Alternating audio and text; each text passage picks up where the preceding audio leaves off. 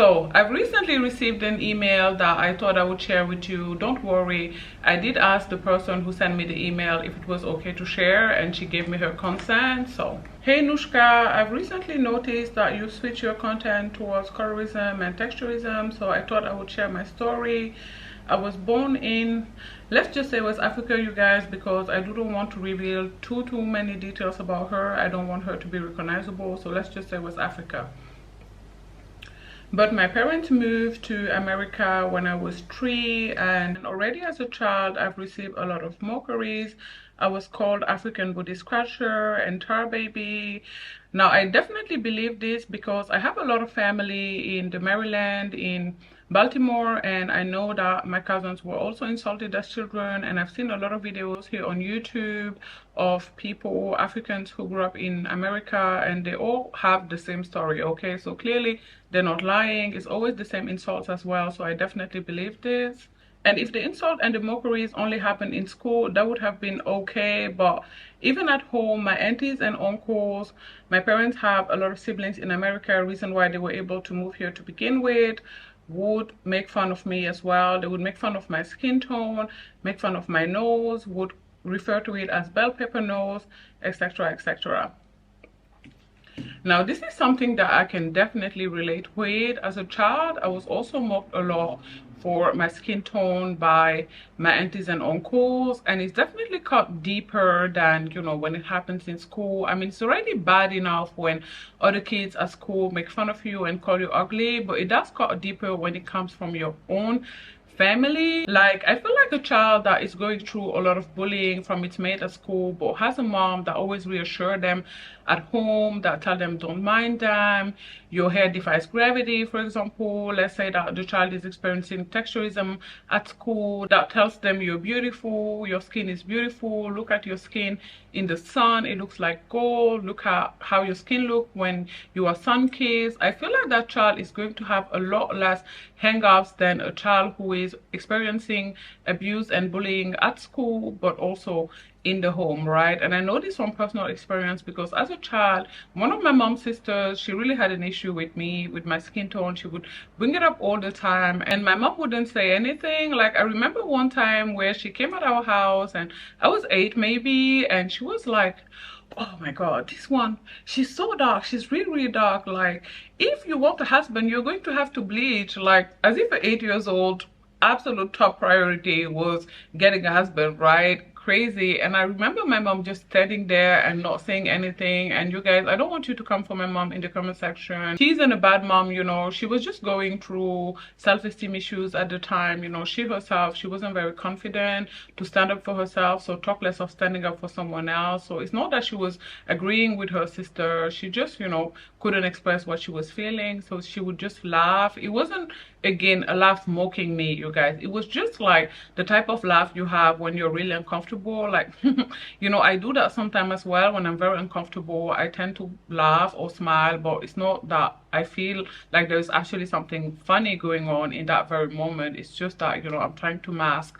how uncomfortable I am. But even though my mom didn't do it on purpose in order to hurt my feelings, it's really something that stuck with me. Okay, it's something that I can remember vividly, you guys, till this day. Okay, we are literally 30 years later. Okay, I'm almost 38, so it's been 30 years, but I remember that day vividly. I remember her facial expression as she was saying it. I remember it all, and above all else, I remember my mom just standing there kind of laughing, and you know, it really hurt my feelings, but it is what it is. I also remember being masculinized a lot as a child. Like, people would constantly bring up how much I look like my dad, but they would bring it up as if it was a problem, right? It was with a weird tone, like a mix of disgust and content at the same time. It was very weird, you know, as if I was not supposed to look like my father. Like, kids are supposed to look like their parents, right? That is normal. Most kids do, and yes, I know some kids do look like their grandparents, and some of them look like their aunties or uncle, but for the most part, most kids look like their parents, as they should. Okay, so I thought it was very weird that most people would bring up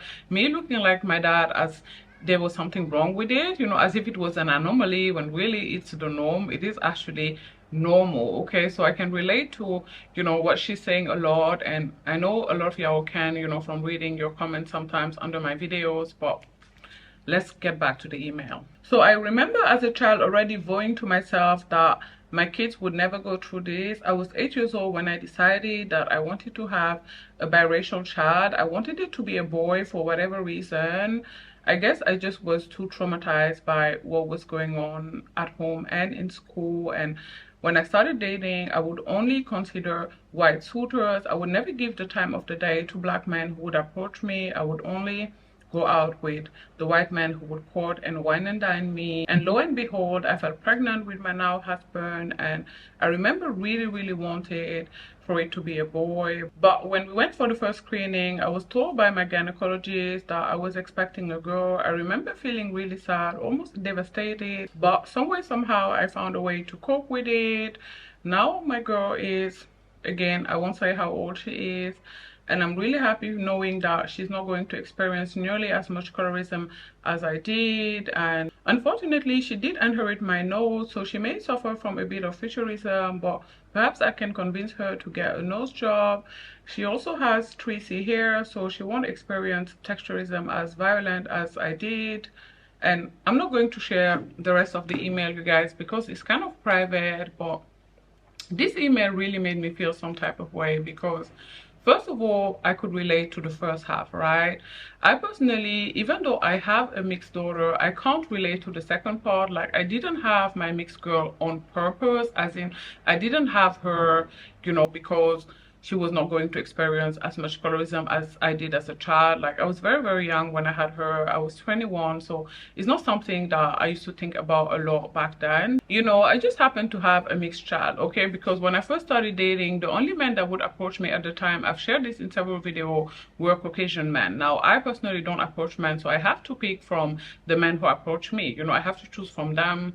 And it just happened to be that way back then, which it isn't anymore. Funny enough, nowadays a lot of black men do approach me all the time. I think that's very funny because I don't think that I look a lot different, but funny enough, again, nowadays a lot of black men approach me all the time, which I think is a bit weird, but whatever, that's neither here nor there. So I didn't have a mixed girl on purpose, but I still can relate to, like I said, the first half of the email. And you know, this is why these conversations matter. I know that we are called, and when I say we, I mean Chrissy, Iloho, me, colorism crybaby all the time. You know, people ask, why do you create this content? Who cares? Well, you know, this woman care and I care, and I know a lot of y'all care because I read your comments all the time, and some of you guys do share, you know, traumatic past experience like this. Like, colorism cut deep, you guys. Like, it can cut really deep. Like, being made feel as a child that something is inherently wrong with the way that you look, which is something that you had no decision over, by the way. Like, the way that you look is not something that you decided, okay? It just happened to be that way. Like, you were born that way, you didn't choose your parents. So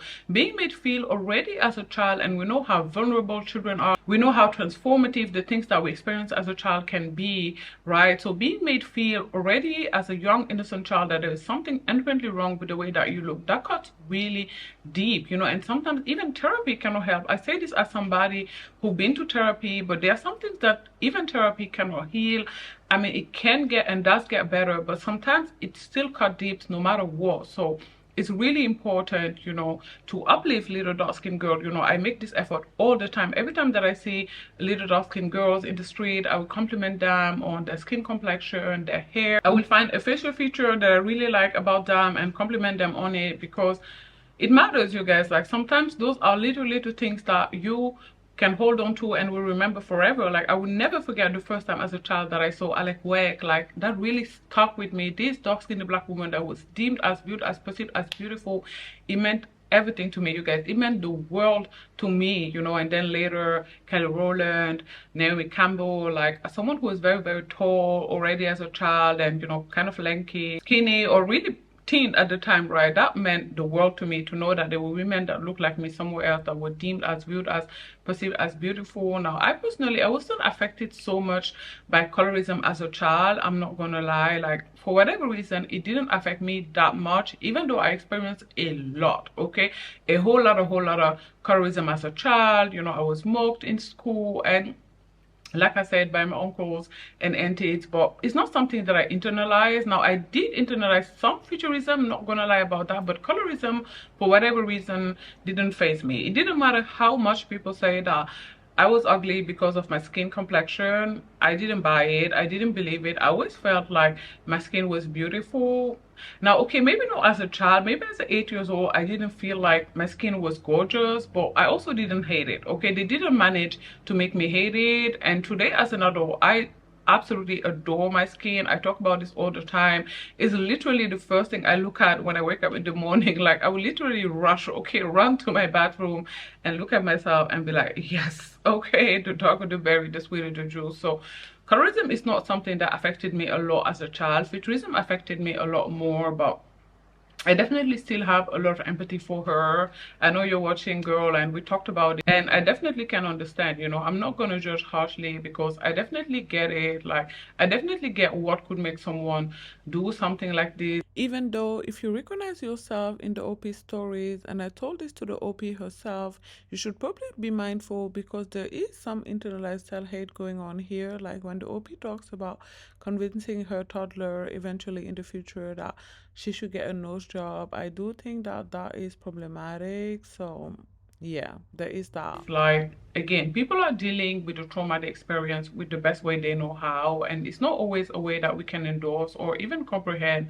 but it's important that we have empathy for it. Like I said in a video and gotten a lot of hate for it, I no longer judge women who bleach their skin, and I would never endorse bleaching, okay? And I personally, I certainly never in a billion years would bleach my skin, but I understand that the women who do are dealing with colorism in the best way they know how. Now, it's a really bad way because, bleaching just doesn't have any future, right? First of all, if you're really dark skinned like me, you're never really going to become light skinned, right? It's not going to happen. Even with bleaching products, especially if you're just sticking to creams. Now, it's a different story, I guess, if you're getting glutathione injection. I guess the women who do that tend to have a more even skin tone. But if you're just applying bleaching creams on you, you're never really going to become light skinned. You tend to have more like a gray complexion. I don't know if you guys noticed this, but I feel like women who bleach look more gray than they do light skin. And also your skin is never really going to be even, right? If you bleach just by using,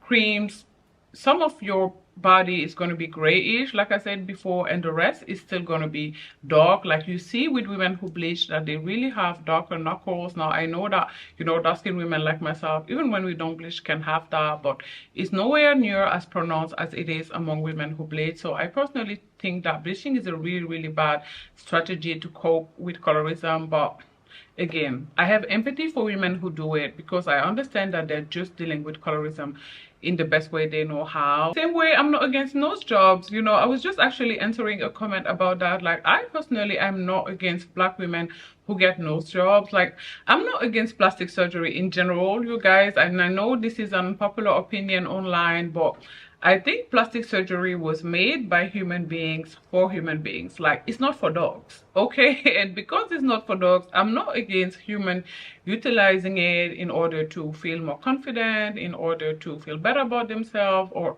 perhaps even be more attractive, get more privileges in life. It's not something that bothers me, as long as it is tastefully done. For example, I don't think that black women who get nose jobs should get the really pointy, face forward, long nose. I feel like that nose never really looked good on us. Like, I'm yet to see a black woman with that nose that actually look good. The triangular nose trill, the Michael Jackson type nose, I just don't feel like it looks good. Okay, I'm yet to see a black woman, whether she was born with that nose or, had it done through surgery, who looks good with that type of nose. Okay, I do feel like when black women get a nose job, they should stick to ethnic rhinoplasties. I feel like that looks better. So, aim to keep your nose still roundish, kind of, because that's the way most black women nose, or most black people in general nose, look like, right? There are very few black people who are born with a long pointy nose. I'm talking about monoracial black people with no admixture whatsoever. That is very rare, and there's a reason for that. It's because, again, like I said, those type of nose, they don't look good, they don't look natural on us. But yeah, other than that, I'm not against black women getting nose jobs in order to counter futurism, I guess. Like, what other solution do you have for them? Like, if you're somebody who is against black women getting nose jobs in order to defeat or fight against, I don't know, futurism, then what other solution do you have for them? quickly, because I don't understand how people will usually not say much when someone is being bullied, when someone is being insulted, you know, made feel as if they're not even human, as if they're not worthy. People usually don't say much when that is happening, right? When people are being insulted, being called pepper bell nose. Sometimes there are some voices saying, oh, don't call her that, don't say that, but you know, those voices are usually not very loud. But the moment the person actually attempt to do something against it, the moment they actually change their nose, then there's all of this hate, like you're anti-black, you hate yourself, you look better with the nose prior. Really? Then why did you used to refer to me as Pepper Bell Nose? Like, y'all are funny and full of ish and really fake, and I hate that. Okay, because I see this happen online all the time with celebrities. They get bullied and, you know, people don't say much, but the moment they actually change then the future that they were getting bullied from, then the comments are full of, oh, you shouldn't have done this, you looked better before, you hate yourself, this is self-hate. What?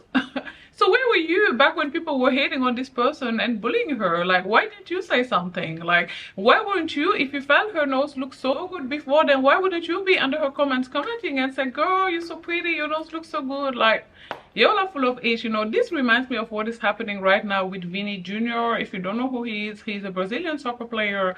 I'm going to try and include pictures in the video. And even though he's excellent at his job, most of the comments are always about his physique. Okay, people have even gone as far as making a collage comparing him to a monkey. Okay, and he recently had his chin fixed, I guess. You know, he used to have what people refer as a very, very weak chin, so he changed that, and the internet is uproar and can't believe it. And I've seen 100,000 videos about it, you know, on TikTok, Facebook, here on YouTube, people talking about how he shouldn't have done it. And it's so easy to judge from the outside looking in, you guys. Like, it's so easy to say, oh, you shouldn't have given in. Like, if you were actually going through it, I think you would say something different. Like, this person have had to sit and watch one of the person that he admired the most, who is Neymar Jr. Again, I'm going to try and include pictures. And he used to look up to Neymar a lot as a teen. And Neymar said that Vinny is the most ugly person that he's played with. Like,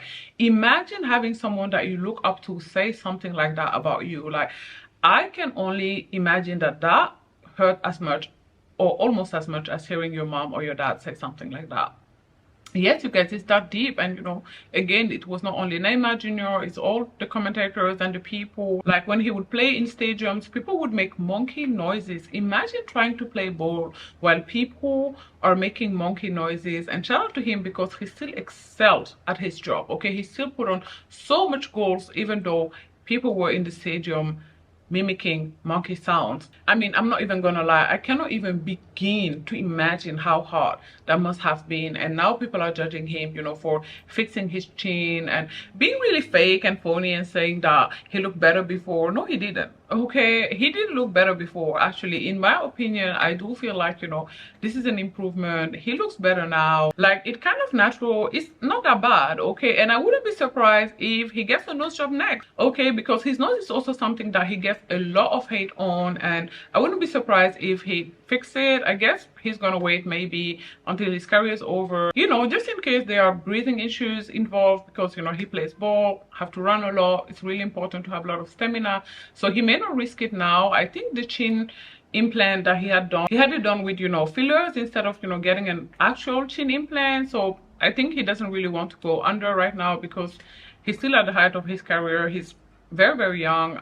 I mean, for a football player, I think he's 27 or something. Don't quote me on that, I'm not sure, but I know he's not that old, and that, you know, he still has probably at least 15 years of football ahead of him. So maybe that's why he doesn't want to get anything that, you know, would require anesthesia and, you know, really deep, I guess, type of procedures. But I wouldn't be surprised if once his career is over, we see him with a new nose, because again, people always insult his nose, mock him, make fun of it, and they expect him to just take it, like to cope with it, as if famous people were not humans, you guys. Like, celebrities are human beings. Like, they get hurt by the comments. Like, we've seen Cardi, right, and everything that she had done, because people are constantly coming for the way she looked. Like, it cuts deep, you guys. Insult about how someone looks cut deep, deeper than you can imagine, especially when you have hundreds of thousands of people telling it. Like, I can only imagine, like, I've only had only people from my family and my school, so